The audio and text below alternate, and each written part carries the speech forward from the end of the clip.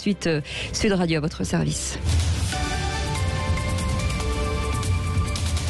Il y a des entreprises, bien sûr, des commerces, des artisans, des professions libérales. Il y a même des fédérations.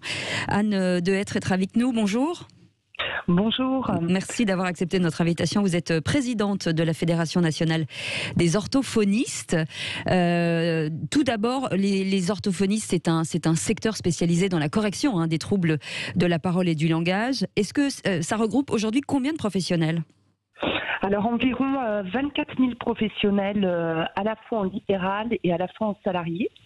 Voilà, avec une 85% à peu près exerçant en libéral. Absolument. Et c'est un secteur d'activité assez jeune et plutôt féminin, me dit-on. Oui, tout à fait, effectivement. La moyenne d'âge de nos professionnels, c'est 41 ans. Et avec effectivement une spécificité, nous sommes 98% de femmes dans le secteur. On pose souvent la question... Pardon, je vous ai coupé, allez-y. Donc la profession, vous disiez ? La plus féminisée de toutes les professions de santé, en fait. Ah d'accord. Est-ce que c'est un métier qui est encore attractif ? Parce aujourd'hui, les personnels de santé, je mets ça en général, certains disent qu'en matière de salaire, et on va en parler, est-ce qu'aujourd'hui, ça reste assez attractif quand même ?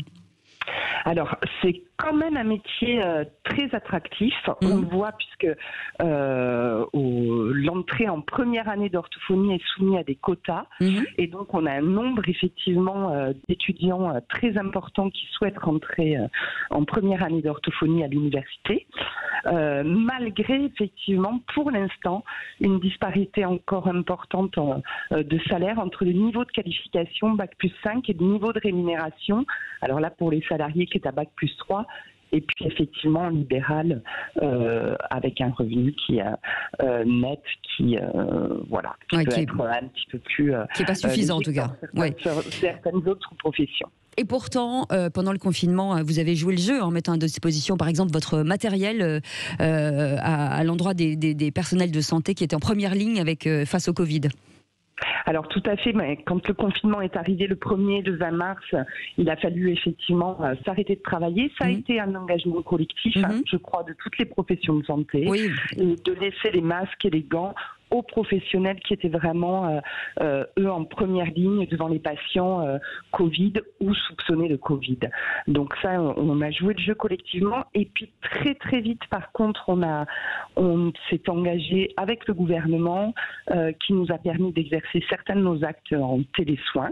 Alors tous les actes ne sont pas possibles, mais dès le 27 mars, on a pu quand même assurer une certaine continuité des soins pour certains patients qui avaient accès effectivement ou qui pouvaient être pris en charge par visio.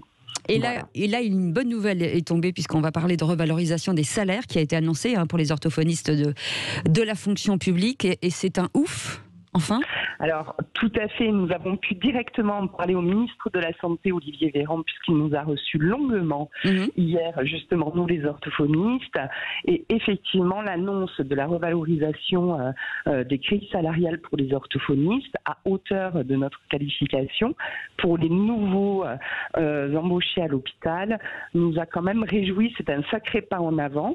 Alors maintenant, on va attendre le reclassement des déjà fonctionnaires à l'hôpital public. Vous l'attendez depuis combien de temps, cette revalorisation ? C'est-à-dire que vous la demandez depuis combien de temps ? On parle d'années ?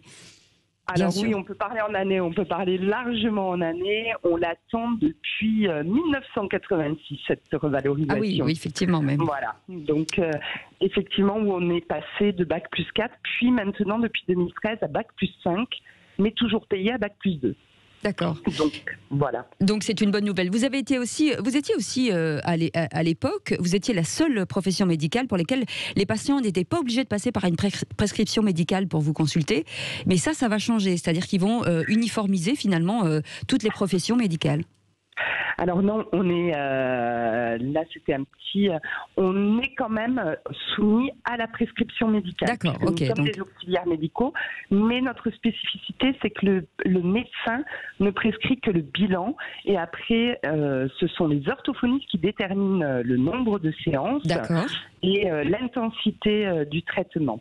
Donc là, on a frôlé effectivement dans la loi qui a été votée mardi un accès direct pour les actes en orthophonie. orthophonistes, c'est-à-dire de ne plus avoir cette prescription médicale qui pour nous était un enjeu majeur d'accès aux soins en orthophonie, puisqu'aujourd'hui, c'est notre problématique. Les patients ont des difficultés pour accéder aux orthophonistes qui ne sont pas assez nombreux et où il y a un engorgement au niveau des cabinets libéraux et puis un manque d'orthophonistes dans les hôpitaux et les établissements de santé à cause du faible niveau d'attractivité des grilles. Alors on espère que tout ça va se rééquilibrer et puis on va travailler avec le gouvernement justement et puis les fédérations de médecins pour cet accès direct en orthophonie, c'est-à-dire sans prescription médicale. Eh bien, très bien, ça prend une bonne direction en tout cas. Merci beaucoup Anne d'avoir été avec nous, présidente de la FNO, qui est la Fédération nationale des orthophonistes.